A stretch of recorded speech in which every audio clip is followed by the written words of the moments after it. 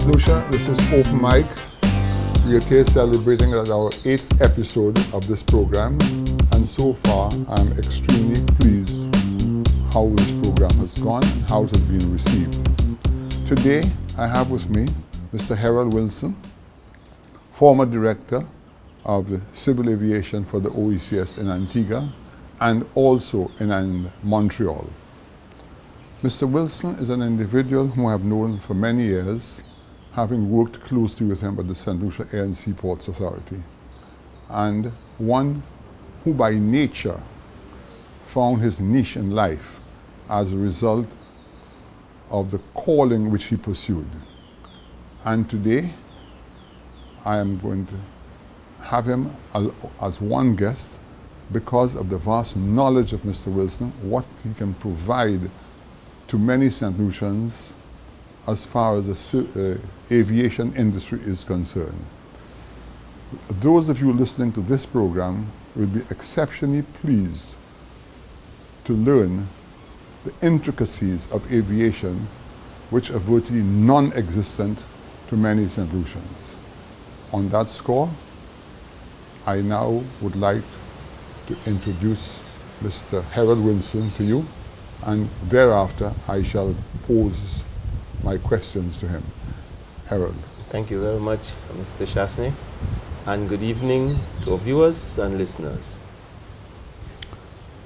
Herald, my first question to you is your experience. I want to get a bit from you regarding your experience as a director of civil aviation for the OECS from the time you joined the organization until the time you departed the organization. This is my first question to you, Herald.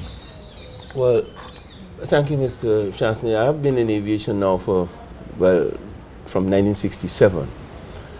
And from since then to now, I have progressed through aviation in all the aspects of civil aviation.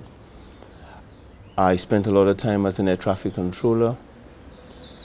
Then moving from there, I was the airport manager at both airports. Then, of course, deputy general manager for the airports, for the St. Lucia Air and Seaports Authority.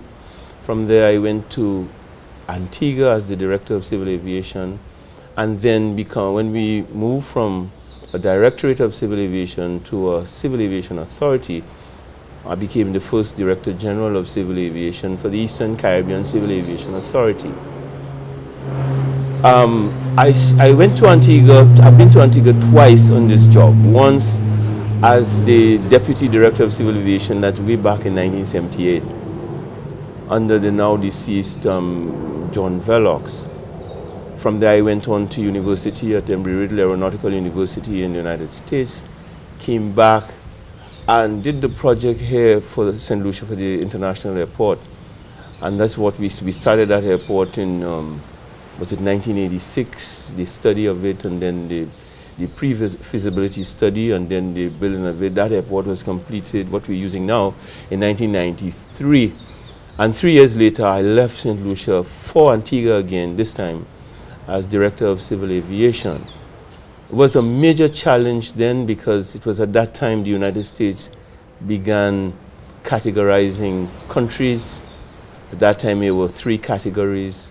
The number one category was that you met all the regulations of the International Civil Aviation Organization. And also for the Federal Aviation Administration, if you can do this, you will be in category 1. There was category 2, which meant that you met some but not all. And category 3 was that you did not meet enough, so you were placed in category 3. When I went to Antigua in 1996, we had not had an audit. And a week later, a week after being in that office, I received a letter from the FAA indicating that they were coming to do the audit 3 weeks or 4 weeks later, if I remember correctly. Things were really bad at that time. We had no regulations, we had no offices, we had no inspectors. There was absolutely nothing there to indicate to both ICAO and the FAA that we were actually regulating civil aviation in the way that it should be. Question for you, Pepe. Why did that happen? Well, I think this office that I went to was established by the United Kingdom government in 1957.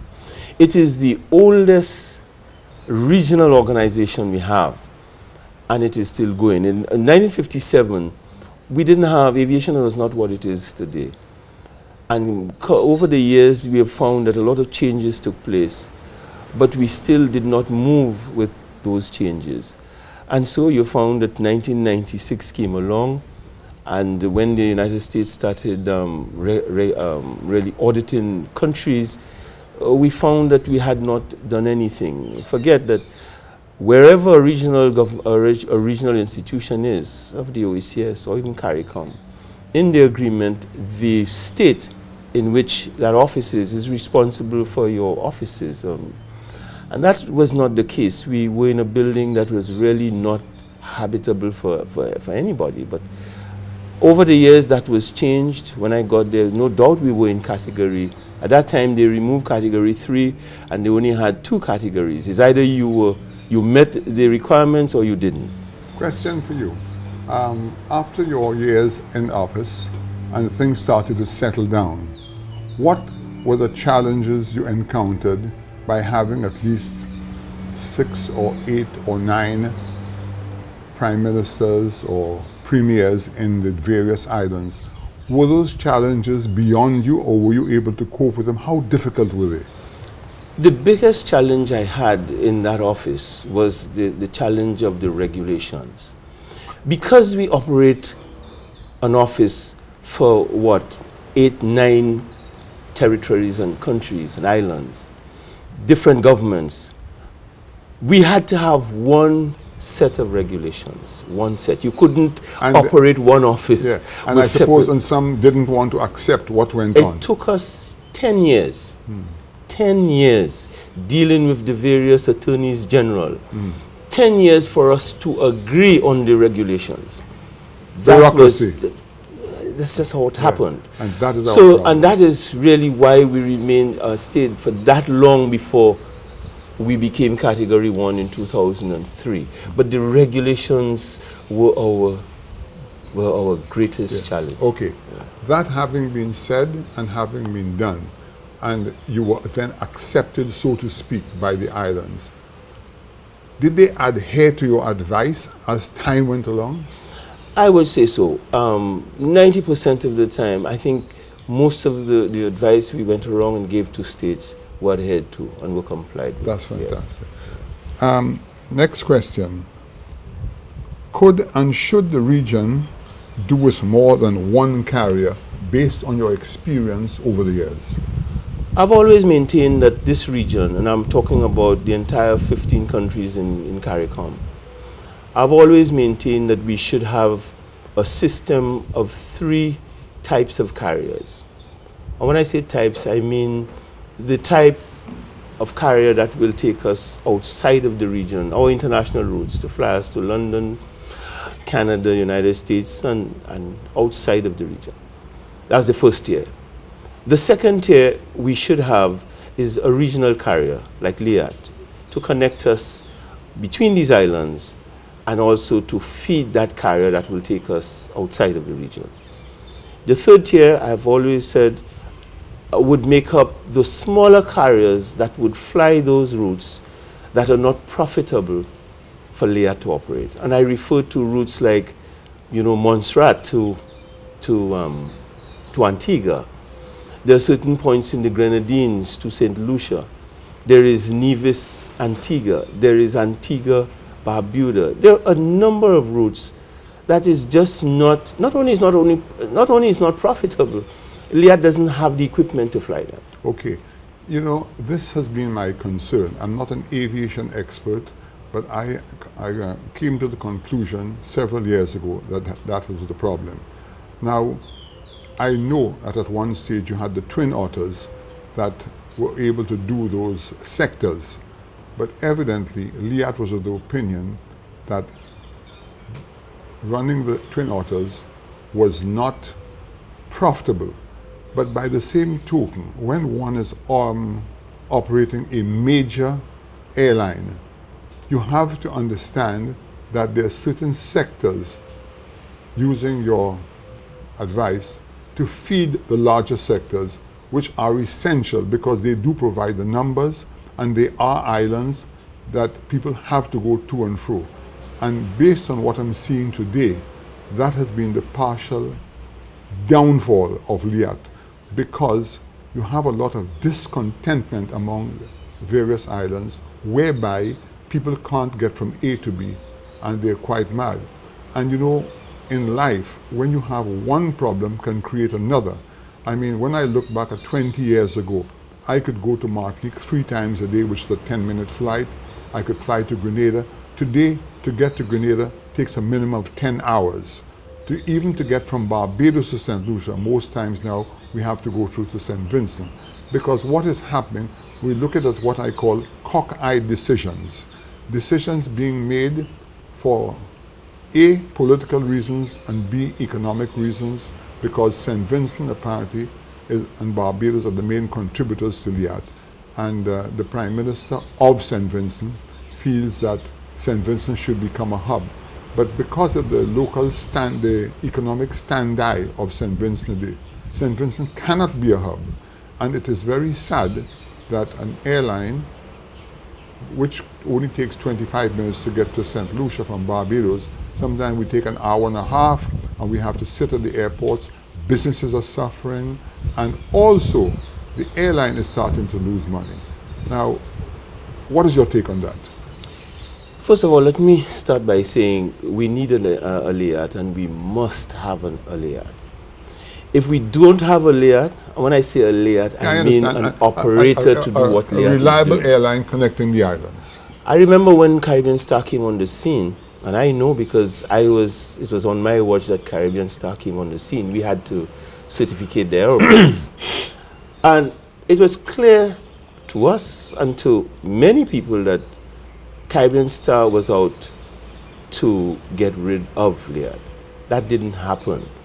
Despite the deep pockets that company had, and we all know where the money came from now. But at the time, many people were for Caribbean Star. But the goodwill of Liat kept Liat going.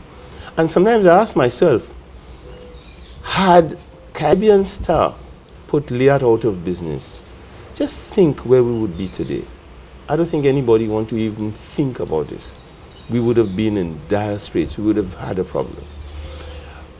We are connected by water. Our main means of transport is air transport. That will take us around these islands for trade, for business, for recreation, for bereavement, whatever. But you are so right. You are so right. But sitting in the position as Director of Civil Aviation, I think there's no one who knew and understand the shenanigans that went on within Liat itself. Now, what I can say as a layman, watching Liat over the years, they also set about to destroy competition. I have seen it time and time again. Liat will be on a particular route, a new airline comes in, or a different airline, and immediately they put a flight side by side to drive that airline out of business. Now there's a cost to that, okay? And I'm saying that at what point do business people stop messing around with finances, especially when governments are financing an organization? Now, there is no question that Liat is an essential service to the Caribbean. You are so right. I am a firm believer that we cannot do without a Liat. It doesn't mean Liat per se, but that airline must exist to be able to keep our islands together, because our tourism and our business depend on Liat. This is Open Mic. This was the end of our first segment. We'll be right back.